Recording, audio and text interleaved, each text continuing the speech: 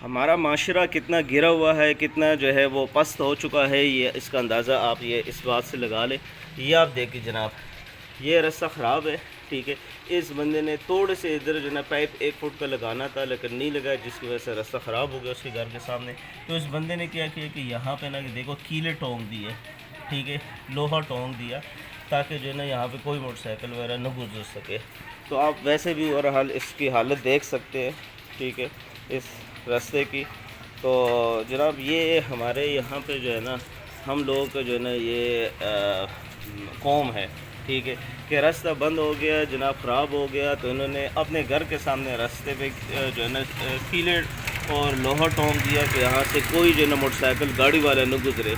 भले आज ये है कि इसको 1 मिनट के लिए जो है ना 1 फुट पाइप लगा के ठीक कर दे, लेकिन वो ठीक नहीं करेगा।